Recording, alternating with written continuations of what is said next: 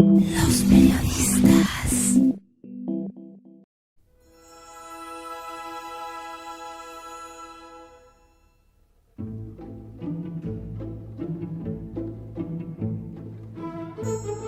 Algunos de los hechos trascendentes de la vida de México registrados por la historia han dejado una impronta en relación a la gastronomía. Incluso en la parte de la vida de Mesoamérica hay información registrada de los eventos donde la comida ha sido parte protagónica.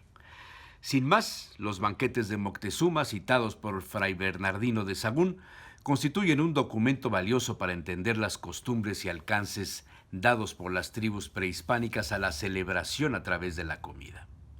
La caída de la Gran Tenochtitlán permitió a Hernán Cortés introducir el cerdo en la vida alimenticia de los mesoamericanos.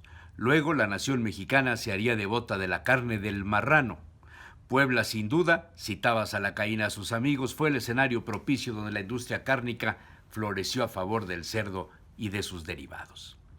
Los banquetes de la Nueva España, envueltos en el sincretismo de la cocina conventual y la mano de obra indígena, fueron otro momento estelar de la gastronomía de la naciente nación mexicana. De balde estaría a citar la historia o leyenda de los chiles en nogada y Agustín de Iturbide, o los camotes, cuyo tamaño actual se debe, según la versión de las monjas, al invento de una de ellas para satisfacer tener a la mano el postre gustado por el obispo Manuel Fernández de Santa Cruz, o la confección de dulces conventuales para reforzar momentos de la vida religiosa en la Puebla de Los Ángeles. La presencia de Maximiliano de Habsburgo también fue registrada por la historia en su aporte gastronómico. El fomento de los chiles rellenos de queso o pescado, el consumo de la cecina y el llamado jocoqui, muy del agrado del frustrado emperador, también fueron notables. Aquella mañana, el grupo de periodistas extranjeros le había cuestionado a Salacaín sobre las aportaciones gastronómicas derivadas del 5 de mayo, cuando los franceses perdieron la primera de las batallas frente a los ejércitos de Oriente comandados por Ignacio Zaragoza. Los mexicanos no tuvieron motivo de festejo gastronómico. Más bien, Zaragoza hacía lo posible por evitar la desbandada de las tropas en busca de comida, y la ausencia de apoyo de la sociedad poblana quedó de manifiesto en los partes de guerra. ¿Cuáles eran los hábitos alimenticios de la tropa? Le cuestionaron al aventurero, quien simplemente respondió: los comunes de los habitantes del campo.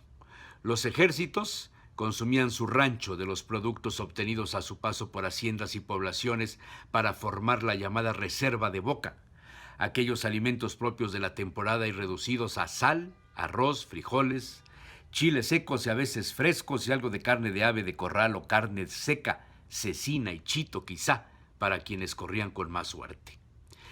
La alimentación de los soldados mexicanos no era sofisticada.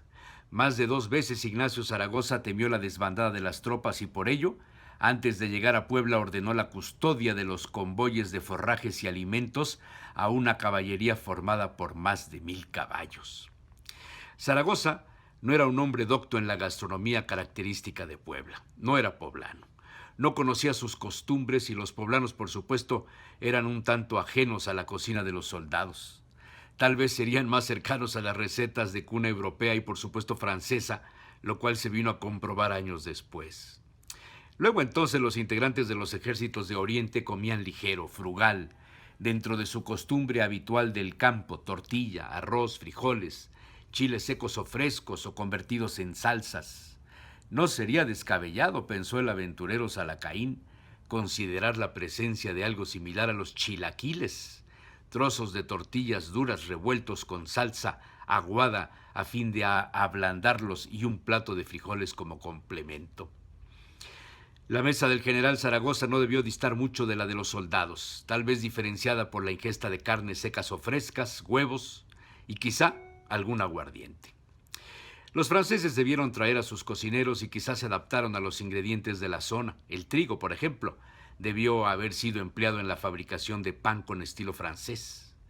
Pero sin duda alguna, las consecuencias más favorables de la batalla del 5 de mayo de 1862 para la gastronomía fueron de la fusión de la repostería francesa y los condimentos mexicanos.